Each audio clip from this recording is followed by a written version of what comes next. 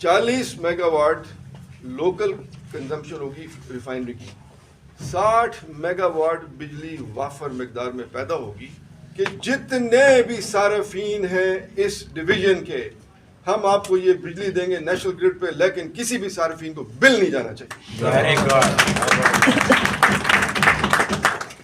کسی بھی رہائشی کو, کمرشل کے علاوہ رہائشی کو, کسی چاہے چھوٹا گھر ہو بڑا گھر ہو, بل بجلی کا نہیں جائے گا. ہم یہ بجلی فری پرووائڈ کریں گے. میں وہ واحد شخصیت ہوں جس نے پیپلز پارٹی چھوڑی ہے, تو اس کو اس بات پہ فخر ہے کہ میں پیپلز پارٹی کا رکن رہا ہوں. میرے والد بانی رکن ہیں. ہم وہ لوگ نہیں ہیں جو پارٹی چھوڑیں گے اور ان کی برائی کریں گے. تو اگر میں ان کی برائی کروں گا تو میں خود بھی برا ہوں. تو میں نے ادھر کوئی برائی نہیں دیکھی. میرا وقت بی بی شہید کے ساتھ بہت اچھا گزرا. ہماری لیڈر بھی تھی, ہماری والدہ بھی تھی, ہماری بہن بھی تھی, اور میرے والد صاحب کی ان کے ساتھ بہت وابستگی تھی. ہوتا یہ ہے کہ جی کہ جب ایک لیڈرشپ چل رہی ہوتی ہے, ایک سسٹم چل رہا ہوتا ہے, تو جب نئی لیڈرشپ آتی ہے پارٹی میں, ریپلیسمنٹ ہوگی. جیسے میں بیٹھا ہوں, میرا بیٹا بیٹھا ہے, تو میری ایک اپنی ٹیم ہوگی. جب میں یہاں سے چلا جاؤں گا تو میرے بیٹا اپنی ٹیم لے کے آئے گا. ہو سکتا ہے میرے دوست اس میں فٹ نہ آئے, بات صرف اتنی. دیکھیں 2-3 پارٹیاں, پیپلز پارٹی, نون لیگ, یہ پرانی پارٹیاں, پی ٹی آئی نئی پارٹی ہے. ایک ہی دفعہ انہوں نے میدان مارا اور ایک ہی دفعہ انہوں نے حکومت کی. لیکن یہ دونوں پارٹیاں 3-3, 4-4 دفعہ منتخب ہو کے ایوانوں بھی آئی ہیں, ایگزیکٹو بھی رہی ہیں, اور پروونشل اور نیشنل لیول بھی. تو چاہے میں ہوں, چاہے مولانا صاحب ہیں, چاہے آصف زرداری صاحب ہیں, چاہے میاں نواز شریف صاحب ہیں, شیرپاؤ صاحب ہیں, جو بھی ہو, ہر بندہ یہ چاہتا ہے کہ اس کے دامن پہ چھینٹے نہ آئیں. ایسے ہی ہے نہیں.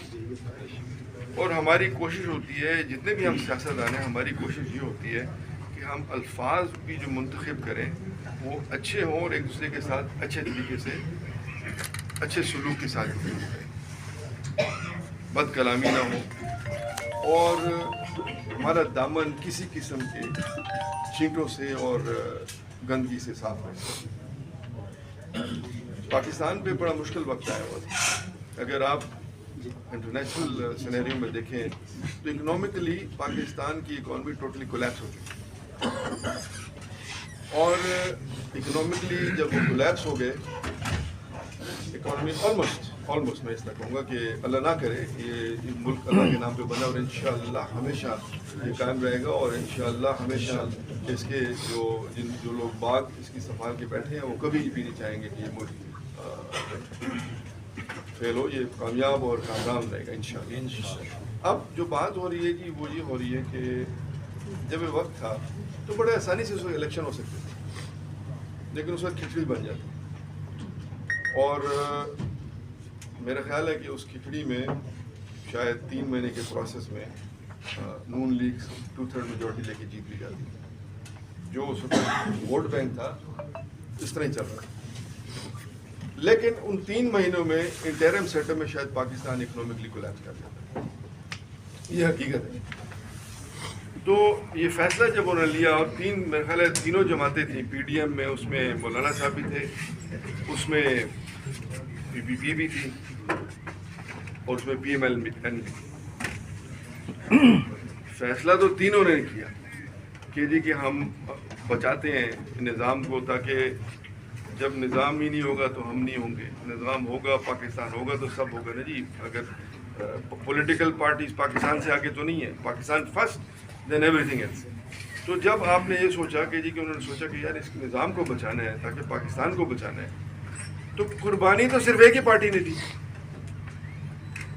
دامن پہ چھینٹے تو صرف نون نے لیے, شیئر تو سب نے کیا, لیکن دامن پہ چھینٹے صرف نون لیگ کیا ہے. ووٹ بینک صرف نون لیگ کا افیکٹ ہوا. تو جو پارٹی اور جو شخصیت اپنی ذات کی نفی کر کے ملک کی سالمیت اور ملک کی بہتری کے لیے آگے چلے, تو اس لیڈرشپ کو سلام کرنا چاہیے اور ان کو جوائن کرنا چاہیے.